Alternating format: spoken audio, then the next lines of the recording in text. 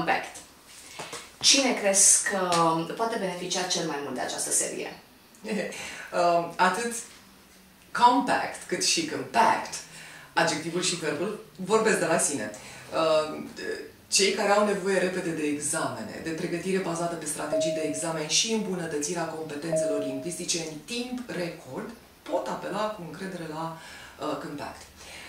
Așa îi și place cărții să se autodefinească. Fast Focused Exam Preparation.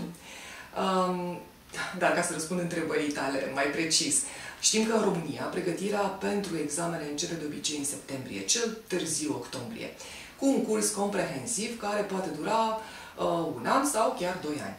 Dacă un elev își stabilește ca rezoluție de an nou, de revelion, obținerea unui certificat în iunie anul viitor, cea mai bună alegere este compact.